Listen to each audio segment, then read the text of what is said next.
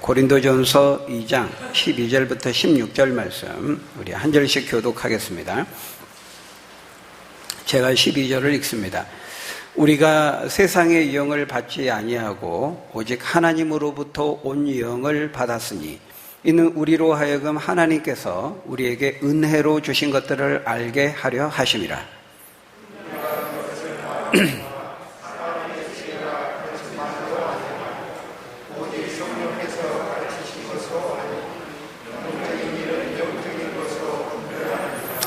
육에 속한 사람은 하나님의 성령의 일들을 받지 아니하나니 이는 그것들이 그에게는 어리석게 보임이요 또 그는 그것들을 알 수도 없나니 그러한 일은 영적으로 분별되기 때문이라.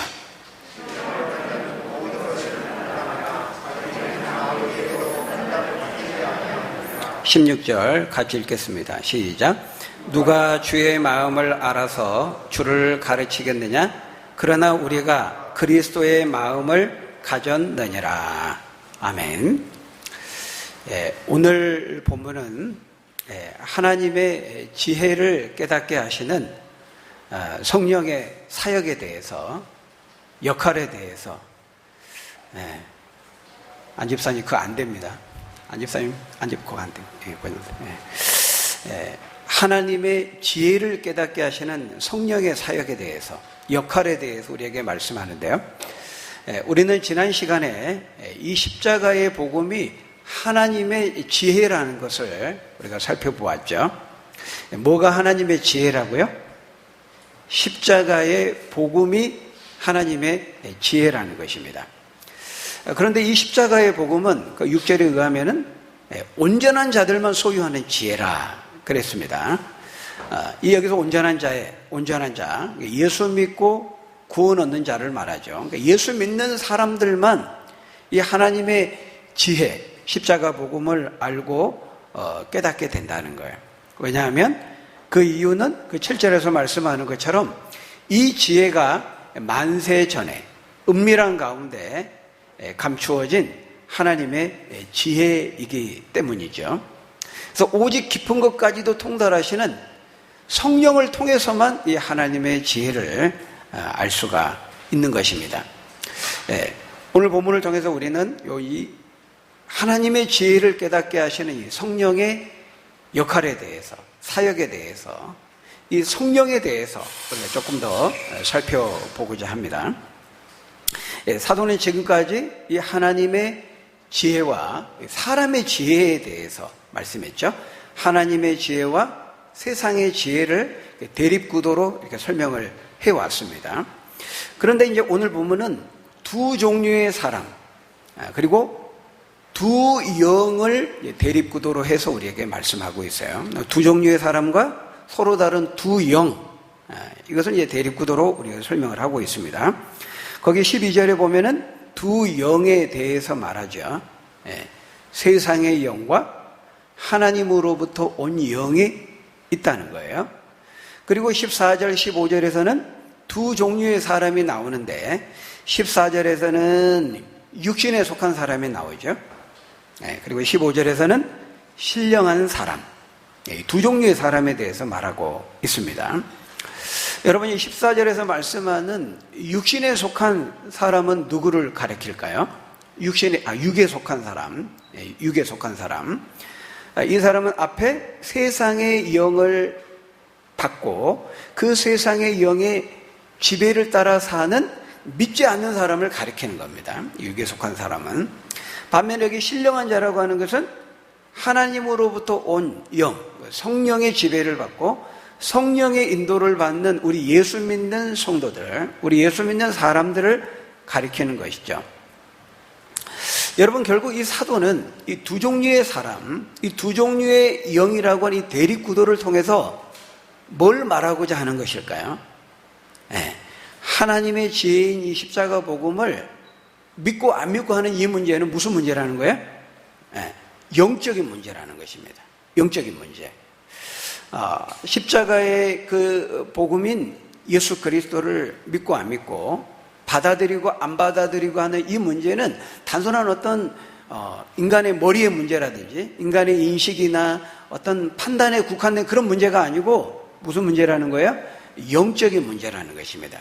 영의 문제라는 거예요. 어둠의 영의 역사로 인해서 사탄은 이 어둠의 영, 이 세상의 영은 어둠의 영을 가리키는 거거든요. 근데 이 어둠의 영은 이제 사탄, 마귀, 귀신 이런 영을 가리키는 거예요. 이런 어둠의 영의 역사를 통해서 사람들로 하여금 하나님의 지혜인 십자가 복음을 믿지 못하도록 역사한다는 것입니다. 영적인 문제라는 거예요. 사탄, 마귀는 어떻게 하든지 할 수만 있다면 사람들로 하여금 이 십자가 복음이 하나님의 지혜라는 것을 깨닫지 못하게 만들고 믿지 못하게 한다는 거예요. 우리는 먼저 이것이 심각한 영적인 문제라는 것을 먼저 볼 수 있어야 하는 것입니다. 그래서 사도는 12절에서 뭐라고 말하고 있어요? 우리가 세상의 영을 받지 아니하고 오직 하나님으로부터 온 영을 받았으니, 바로 여기 이 세상의 영이라고 하는 것은 하나님을 대적하고 반대하는 영, 어둠의 영, 귀신과 마귀의 영을 가리키는 것입니다. 그 반대로 하나님으로부터 온 영은 당연히 누구를 가리킬까요? 성령을 가리키는 것이죠. 이렇게 성경은 두 종류의 영이 있다고 말하고 있어요. 영. 영이라는 것은 우리가 스피릿, 영이라고 하는 것은 이제 눈에 보이지 않는다는 겁니다. 근데 이 두 종류의 영이 있는데 하나는 어둠의 영에 속한 귀신과 마귀의 영이고 또 하나는 빛의 영이신 하나님으로부터 온 영, 성령, 두 영이 있다는 거예요. 그리고 이 땅에 있는 모든 인간은 이 둘 중에 하나의 영에 속한다는 것입니다. 귀신의 영에 속하든지 아니면 하나님의 영에 속하든지 둘 중 하나라는 거예요. 자신의 의지와 관계없이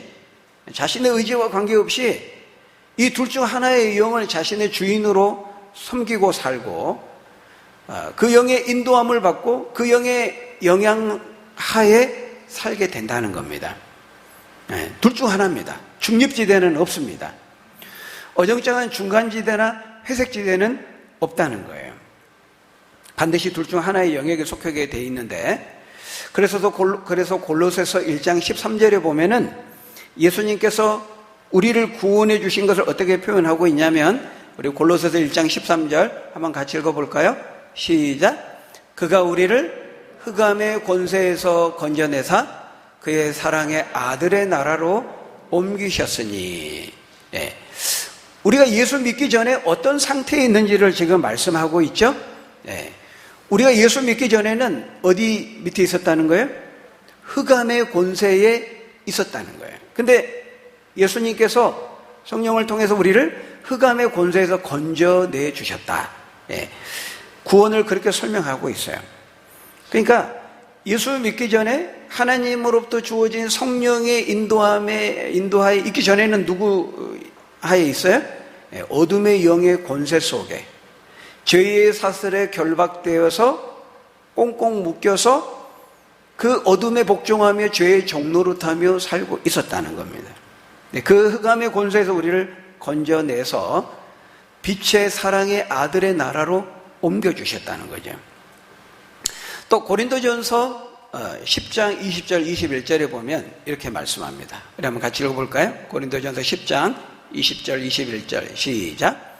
무릇 이방인이 제사하는 것은 귀신에게 하는 것이요 하나님께 제사하는 것이 아니니 나는 너희가 귀신과 교제하는 자가 되기를 원하지 아니하노라.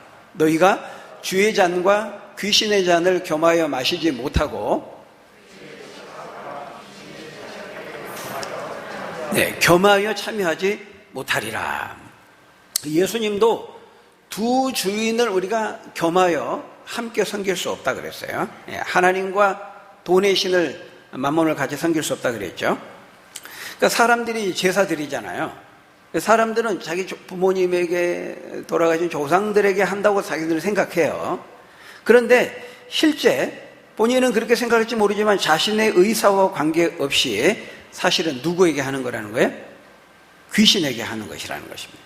귀신과 교제하고 귀신과 사귀는 것이라고 말씀하고 있어요. 근데 본인은 정작 그걸 몰라요. 그렇게 하는 줄도 모르고 그렇게 하는 것이죠. 여러분, 이렇게 동시에 주의 잔과 귀신의 잔을 겸하여 마실 수 없고 하나님과 교제하면서 동시에 귀신과 교제할 수 없다는 거예요. 그건 불가능한 일입니다. 왜냐하면 영이 완전히 서로 다르기 때문이죠.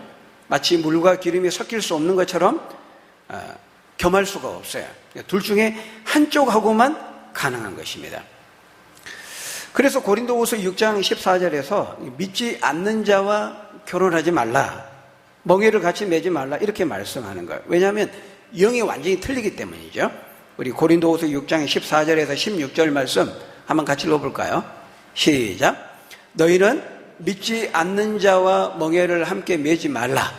의와 불법이 어찌 함께하며 빛과 어두움이 어찌 사귀며 그리스도와 벨리알이 어찌 조화되며 믿는 자와 믿지 않는 자가 어찌 상관하며 하나님의 성전과 우상이 어찌 일치가 되리요. 우리는 살아계신 하나님의 성전이라, 이렇게 말씀합니다.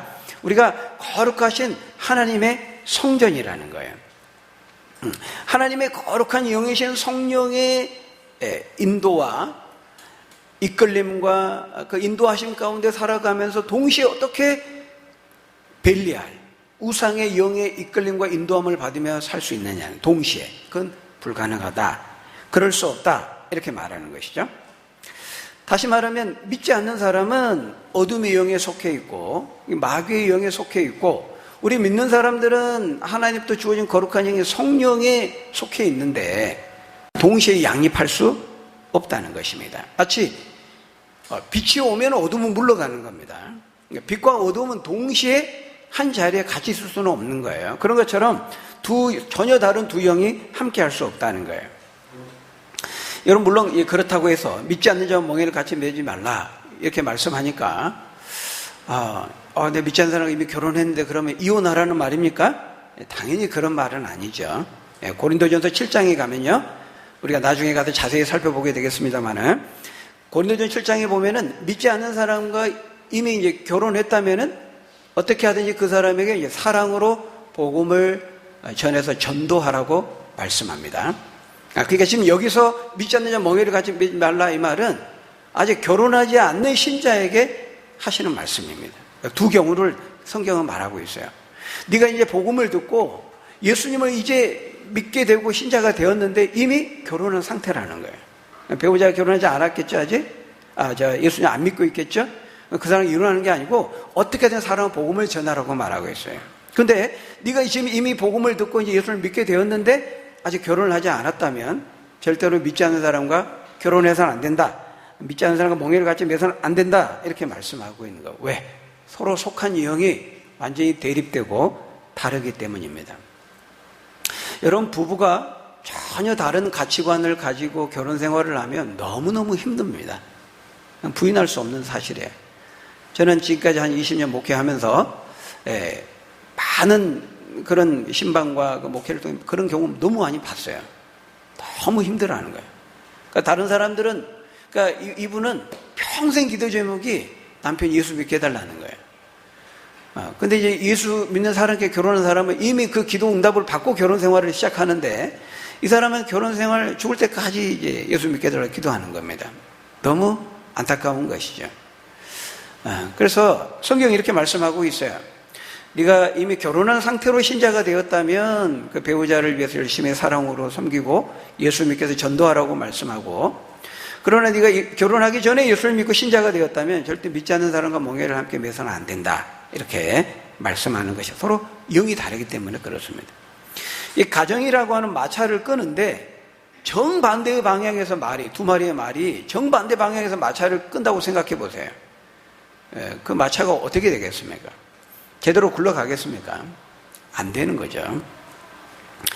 여러분, 한 군데만 더 보겠습니다. 요한일서 3장 10절에서도 뭐라고 말씀합니까? 요한일서 3장 10절 우리 같이 읽어봅니다. 시작.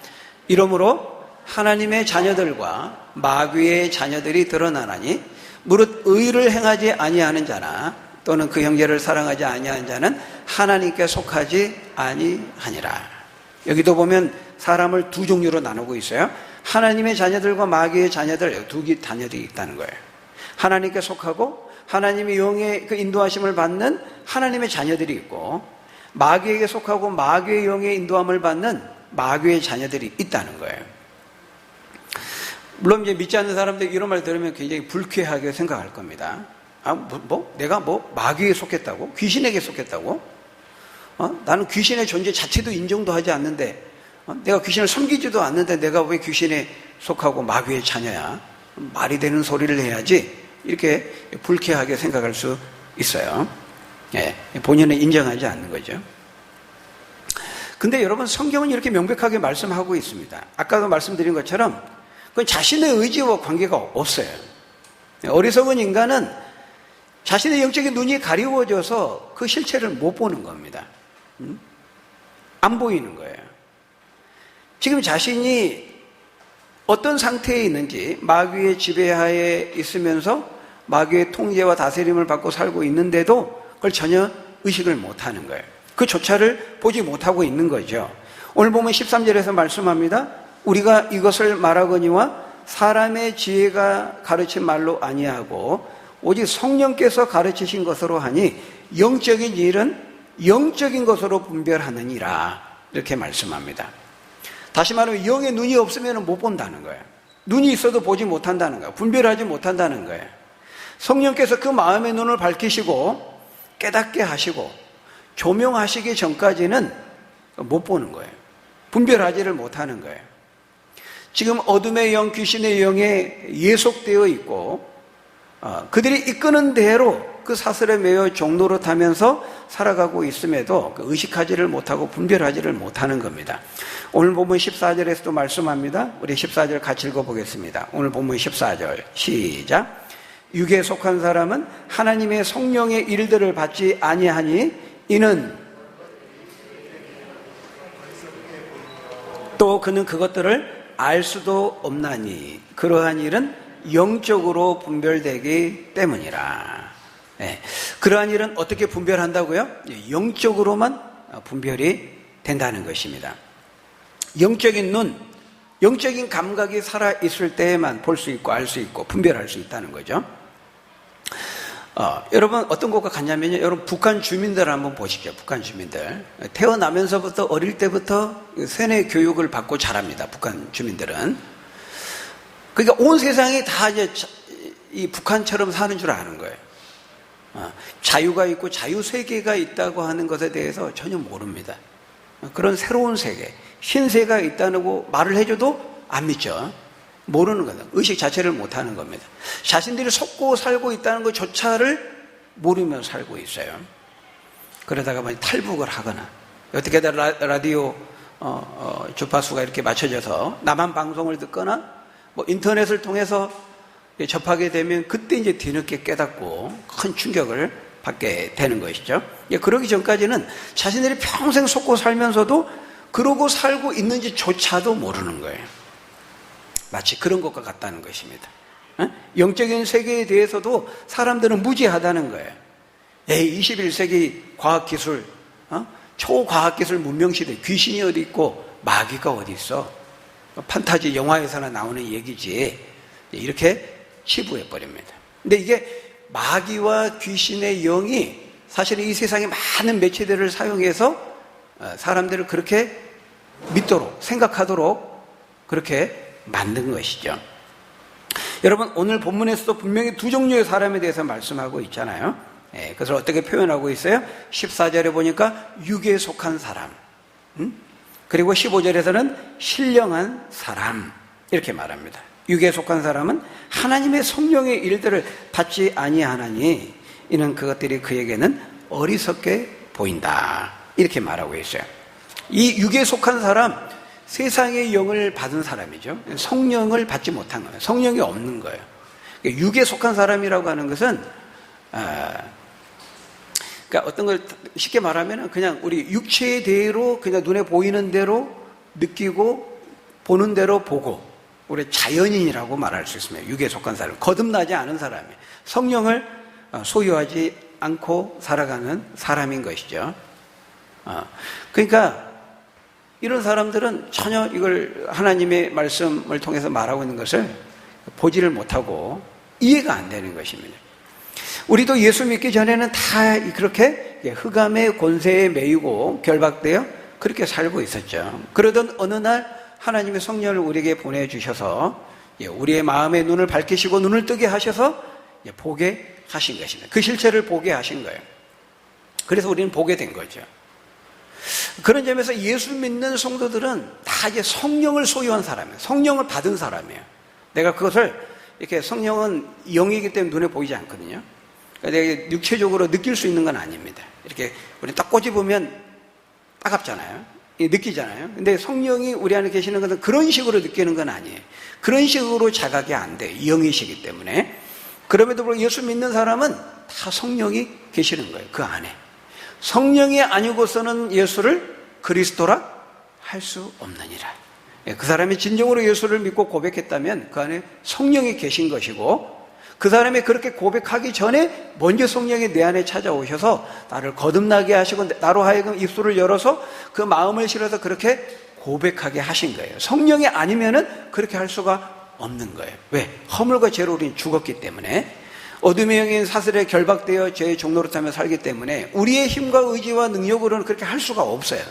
그러니까 그렇게 했다면 우리 안에 성령이 계신다는 것을 증명하는 것이다, 이렇게 말씀하는 거죠. 그래서 여러분, 모든 성도는 다 신령한 자인 거예요. 신령한 자. 신령한 자라는 것은 푸뉴마티코스예요. 그런데요, 이 푸뉴마가 성령이에요. 성령을 받고 성령의 인도함을 받고 성령에 이끌리고 성령의 지배를 받고 살아가는 사람은 다 신령한 자예요. 우리가 신령한 자, 참 신령하다, 되게 영적이다, 우리는 보통 그런 말을 어떨 때 써요? 막 무당이 신통방통하게 막 점을 맞추고 막 앞날을 예언하고 놀라운 막 초자연적인 기적과 이적이 막 나타나고, 이럴 때 참 신령하다. 종종 우리는 이렇게 생각할 때가 많아요. 막 엑스터시한 환상을 보고 황홀경을 체험하고 막 터치하면 쓰러지고, 이때 우리 신령하다. 그런데 여러분, 그게 신령한 게 아닙니다. 성경을 자세히 보시면요, 어둠의 영의 마귀가 역사할 때와 하나님의 거룩한 영인 성령이 역사할 때요, 나타나는 그 일의 결과와 열매가 완전히 다르다는 것을 알 수 있어요. 이 세상의 영인 마귀와 귀신의 역사하면요, 항상 어두워요. 그 사람을, 인상을 어둡게 만들어요. 그래서 항상 이 귀신의 영, 마귀의 영은 성경을 어떻게 표현하냐면 어둠으로 표현해요. 흑암의 권세를 가지고 있다고 말하죠. 사람을 어둡게 만들고 절망하게 만들고 죽음으로 내몰고, 이것이 어둠의 영, 마귀의 영, 사단이 역사할 때 나타나는 일들이에요. 근데 하나님의 성령의 역사하면 어떻습니까? 항상 빛의 영으로 설명하죠. 그 사람의 인생을 밝고 환하게 만든다는 것입니다. 그래서 아까 우리 골로새 1장 13절, 그가 우리를 흑암의 권세에서 건져내사 빛의 사랑의 아들의 나라로 옮기셨다고 말씀하는 거예요. 또한 하나님의 영인 성령은 좌절하고 죽어가는 그 영혼을 살리는 생명의 영이라고 말하고 있어요. 생명의 영. 로마서 8장 1절 2절에 뭐라고 말씀합니까? 그러므로 이제 그리스도 예수 안에 있는 자에게는 결코 정죄함이 없나니 이는 그리스도 예수 안에 있는 생명의 성령의 법이 죄와 사망의 법에서 너를 해방하였음이라 말씀합니다. 어떤 성령이요? 생명의 성령이라고 말하고 있어요. 우리 성령은 생명의 역사를 일으켜요. 사람을, 죽어가는 영혼을, 좌절하는 영혼을 살리고 힘과 용기를 주죠. 또 해방시켜요. 자유케 하는 영이에요. 모든 속박으로부터 자유케 해요. 그래서 그 바울과 실라는 빌립보 감옥에 갇혀 있어도 자유함 가운데, 기쁨 가운데 노래하고 찬양하죠. 또 안식과 평화의 영이에요. 안식과 평화의 영이면서 동시에 또 무질서하지 않고 또 질서의 영이라고 말하고 있어요. 고린도전서 14장 33절에 보면 하나님은 무질서의 하나님이 아니시오 오직 화평의 하나님이시니라, 이렇게 말합니다. 그러니까 뭔가 성령이 역사하는데 막 공동체가 깨져, 사람과 관계가 막 깨지고 막 교회 질서가 막 어지럽히고, 절대로 하나님의 영인 성령은 그런 식으로 역사하지 않아요. 자기는 뭐 성령의 은사를 받았다고 하는데 그것 때문에 사람들의 관계가 자꾸 깨지고 공동체가 어지럽고 혼란스럽고, 성령의 역사는 절대 그런 식의 역사하지 않는다는 거예요. 하나님으로부터 온 영은 절대 그렇게 그런 열매를 맺을 수가 없어요. 성령의 9가지 열매를 말하잖아요. 그러니까 우리는 그냥 봐서는 잘 몰라요. 현상만 봐서는 하나님으로부터 주어진 결과인지 어둠의 영의 역사의 결과인지 잘 몰라. 근데 뭘 보면 알 수 있어요? 그 열매를 보면 알 수 있는 거예요. 성령, 하나님으로 주어진 영의 역사는 절대로 이렇게 관계를 깨뜨리고 파괴하고 막 교회를 어지럽게 만들고 혼란 빠뜨리고 그렇게 하지 않는다는 거예요. 이런 생명의 역사, 빛의 역사, 화평과 안식의 역사, 그리고 질서의 역사, 자유와 해방의 역사, 이런 역사들을 성령은 가져오게 된다는 거예요. 이렇게 성령이 하시는 역할들이 되게 많아요. 그런데 오늘 본문은 그 중에서도 가장 중요한 역할에 대해서 우리에게 말씀합니다. 그게 뭡니까? 진리의 영으로서의 역할이에요. 진리의 영으로서의 사역이에요. 십자가 복음이 하나님의 지혜라는 것을 깨닫게 하시는 그 진리의 역사를 일으키시는 것이죠. 십자가 복음이 하나님의 지혜라는 것을 깨달아 알고 분별케 하시는, 우리의 눈을 열어서 그걸 보게 하시고 깨닫게 하시고 알게 하시고 믿게 하시는 이 진리의 사역을 하신다는 거예요. 오늘 보면 12절에 보면은 하나님께서 우리에게 은혜로 주신 것들을 알게 하신다 이렇게 말합니다. 누가요? 성령께서. 진리의 영이신 성령께서 알게 하신다고 말하고 있어요. 13절에서는 성령께서 그렇게 하도록 우리를 가르치신다고 말씀하고 있어요. 왜? 진리의 영이시기 때문에 그런 것이죠. 그래서 요한복음 14장 17절에 보면은 예수님이 제자들과 작별을 앞두고서 십자가에 죽으시기 전에 이렇게 말씀합니다. 요한복음 14장 17절 우리 같이 읽겠습니다. 시작. 그는 진리의 영이라. 세상은 능히 그를 받지 못하나니 이는 그를 보지도 못하고 알지도 못함이라. 그러나 너희는 그를 아나니 그는 너희와 함께 거하시며 또 너희 속에 계시겠음이라. 네. 여러분, 보혜사 성령, 진리의 영이 되시게 돼요. 보혜사라는 말은 특별히 돕는 분이라는 거예요. 성령은 우리 안에 계셔서요, 우리의 인생을 도우세요. 지혜가 필요할 때 지혜를 주시고, 또 용기가 필요할 때 용기를 주시고, 또 어떤 것을 잘 분별하는 데 그 이성적인 그 지혜를 또한 주시고, 이렇게 도우시는 영이에요. 그걸 보혜사 성령이라고 말하고 있어요. 근데 동시에 또한 그 성령은 진리의 영이라는 거예요. 진리의 영. 하나님의 진리의 말씀을 깨닫게 하시는 거예요. 하나님이 하나님이시라는 것을 하나님됨을 보게 하고 지각하게 하고 알게 한다는 거예요. 그토록 지혜와 계시의 영인 성령께서 우리의 마음 눈을 밝히시는 거죠. 근데 세상은 성령이 없기 때문에, 받지도 못했기 때문에 알 길이 없다는 겁니다. 그걸 말하고 있어요. 요한복음 14장 26절에서도 말씀합니다. 보혜사 곧 아버지께서 내 이름으로 보내실 성령, 그가 너희에게 모든 것을 가르치고 내가 너희에게 말한 모든 것을 생각나게 하실 것이다. 예수님은 떠나가시는데, 떠나가면 하나님께 보혜사 성령 우리에게 부어주시는데 그게 오순절 성령이잖아요. 그 성령이 오시면 하시는 일이 이런 일을 하실 것이다. 내가 지금 너희에게 말한 거 지금 너희가 잘 이해 못하지? 성령이 오시면 다 그걸 깨닫게 하시고 내가 했던 말 가르치시고 내가 했던 말 다시 상기하고 기억나게 하실 것이다. 가르치시는 역할, 진리를 깨닫게 하시고 분별케 하시는 이런 일들을 우리 안에 거인 성령께서 하신다는 거예요. 그러니까 우리가 이제 설교 말씀을 듣고 성경을 읽고 한참 어려웠는데요, 이제 우리가 이렇게 깨닫게 되잖아요. 성령께서 우리로 하여금 깨닫게 하시는 겁니다. 하나님의 진리를. 그래서 이제 재미없고 졸리기만 하고 어렵기만 하고 맛없던 이 말씀이 송이꿀처럼 달게 느껴지는 때가 와요. 네, 그 일을 누가 하시냐면 우리 안에 성령께서 하시는 거예요. 내가 좀 똑똑해가지고. 그게 아니고 성령께서 하시는 거예요. 그 성령의 역사와 계시의 역사가 없으면요, 아무리 똑똑한 사람도 이해를 못한다니까요. 근데 어린아이도 그 성령의 역사 하시면 믿고 아멘하고 깨닫게 되게 된다는 거예요. 그러니까 저와 여러분들도 이 성령의 사역과 역사로 인해서 하나님의 지혜인 십자가 복음이 나를 위한 구원의 복음으로 믿어지게 된 거예요. 성령이 그렇게 하신 거예요. 감사해야 되겠죠? 성령이 하신 거예요. 여러분, 마지막으로 오늘 보면 그 15절에 보니까 신령한 자는 모든 것을 판단하나 자기는 아무에게도 판단을 받지 않는다 이렇게 말합니다. 여러분, 이 말씀은 우리가 성령을 모시고 살기 때문에 어떤 사람의 비판도 판단도 받지 않을 만큼 우리는 완전하다, 이것을 말하는 것이 아닙니다. 우리도 성령을 모시고 성령 인도하면서 살지만은 때로 실수하고 죄도 범하고 연약함을 나타내며 살아가죠. 여기서 이 신령한 자가 모든 것을 판단하나 아무에게도 우리는 판단을 받지 않는다, 이 말은 그런 말이 아니고, 너는 진리의 영이신 성령의 인도함을 따라 살아가기 때문에 무엇이 하나님의 진리인지 지혜인지를 다 판단한다는 거예요. 근데 세상은 판단하지를 못해. 알 길이 없다는 거예요. 왜? 성령이 없기 때문에요. 성도들이 하고 교회가 하는 일들을 도대체 이해를 못하는 겁니다. 여러분, 1956년에요 짐 엘리엇이라고 하는 젊은 선교사가 30대에 4명의 친구 동료사들과 함께 저 에콰도르, 남미 에콰도르 아우카 그 식인 부족에게 복음을 전하러 갔어요. 혹시 모르니까 총을 차고 갔는데 한날에 그 5명의 선교사가 다 그 식인 부족 아우카 부족에게 창에 찔려서 다 죽여서 강물에 떠내려오게 됩니다. 총이 있었는데 쏘지 않았어요.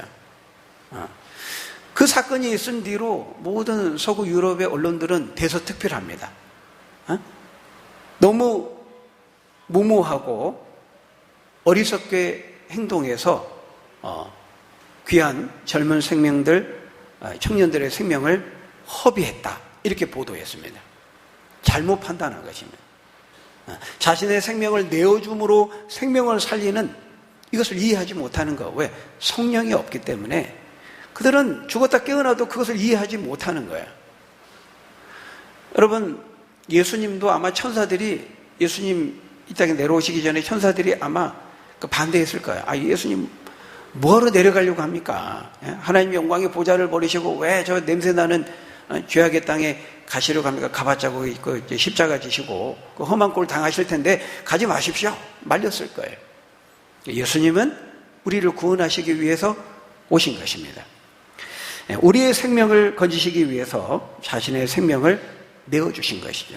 근데 세상은 이거를 성령이 아니고서는 이렇게 이해를 못하는 거예요. 옛날에 몇 년 전에 우리나라에서도 그 이슬람권에 그 선교 여행 갔다가 막 피랍되고 죽기도 하고 그랬잖아요. 그때 얼마나 많은 세상 사람들이 비난했습니까? 그거 가지 말라고 하니까 그 위험한 데를 괜히 가가지고 나라적으로 어렵게 만들고 여러 사람들 힘들게 하냐고 막 비난했어요. 세상 사람들은 비난할 수 있습니다. 오늘 말씀대로 판단하는 거예요. 잘못 판단하는 거예요. 근데 저는 그때 당시 황당했던 게 교회 다니는 사람들까지만 비난하는 거예요. 여러분, 그거 아닌 거죠. 예수님이 자신의 몸을 우리에게 내어주기 위해서 이 땅에 오셨기 때문에 우리가 구원을 얻을 수 있는 거예요.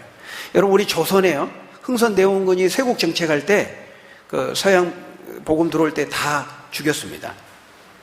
토마스 선교사가 대동강에 제너럴 쇼먼 타고 왔을 때요, 건너면서 복음을 전하다가 죽었어요. 순교했어요. 조선 군인들한테 죽으면서 성경을 전해줬습니다. 그 성경이 또 복음을 전했어요. 여러분, 그 당시에 복음을 전하지 말라, 이 조선의 정책이었어요. 그 나라의 그 실정법을 어기면서까지 복음을 전하면서 순교했기 때문에 오늘 저와 여러분 예수 믿는 겁니다. 여러분, 이스라엘권, 중국 그 법적으로 복음을 전하면 안 돼요. 근데 몰래 지하에서 복음을 전해요. 그거는 그 법을 어기면서 복음을 전하는 게 맞는 거예요. 성경 말씀대로. 가이사의 것은 가이사에게, 하나님의 것은 하나님에게. 하나님께 위정자를 세우신 것은 하나님 나라의 복음을 전하고 하나님의 그 통치를 대리하고 위임하기 위해서 인간 지도자를 세운 거예요. 근데 그들이 하나님 나라의 권세를 대적하고 하나님 뜻을 어기면은 그건 우리는 항명 불복종해야 될 사명이 있는 거예요. 하나님의 뜻을 이룰 때에는 우리가 전적으로 순종하고 로마서 13장에 있는 말씀처럼 권세 있는 자에게 순종해야 되죠. 근데 하나님의 나라를 거부하면 우리는 주 안에서 부모에게 순종하고 우리는 주 안에서 나라의 위정자들에게 순종하는 겁니다. 이게 성경의 원리예요. 물론 그것은 이제 평화적으로 해야 되는 것이지만, 그래서 그 법을 어기면서 복음을 전한 겁니다. 모든 나라가 다 복음 전하는 거 반대해요. 반대한다고 복음 안 전하면 예수 믿는 사람 없는 거죠. 우리가 다 그렇게 예수 믿게 되었다는 거예요. 근데 사람들은 이걸 이해를 못 하는 겁니다. 교회가 하는 이해를 못 해요. 왜 그 교회 11조를 하는 거야? 그 아까운 돈을 왜 교회에다 바치는 거야? 그러니까 이해를 못 하는 거죠. 믿지 않는 사람은 이해할 수 없는 것이 정상인 겁니다. 성령이 없기 때문에 이해하지 못하는 게 정상인 것이죠. 여러분, 우리는 그럴 때 개의치 말라는 거예요. 그들이 그렇게 판단할 때 개의치 말라는 겁니다. 왜? 영이 서로 다르기 때문에 어쩔 수 없는 거예요. 그들은 그렇게 볼 수밖에 없고 그렇게 이해할 수밖에 없고 그렇게 판단할 수밖에 없다는 거예요. 그러나 우리는 그들의 판단을 받지 않는다는 거죠.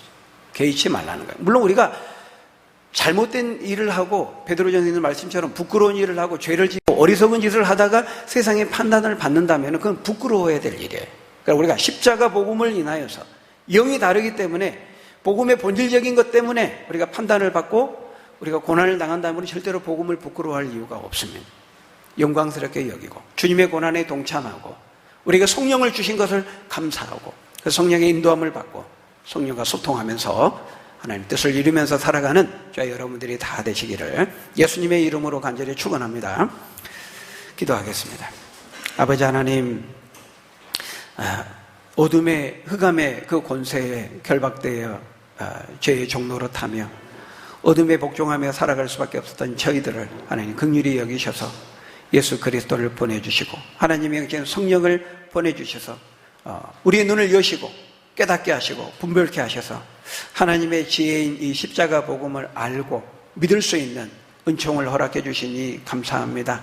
이 은혜를 우리가 감사히 받고 우리 안에 거하시는 그 성령의 인도하심을 받고 그 말씀을 따라서 아직도 어둠의 영에 복종하며 살아가는 수많은 영혼들에게 이 영광의 복음, 자유케 하는 이 십자가의 복음, 이 하나님의 지혜를 부끄러워하지 말고 담대하게 전할 수 있는 우리 모두가 될 수 있도록 축복해 주옵소서. 예수님 이름으로 기도합니다. 아멘.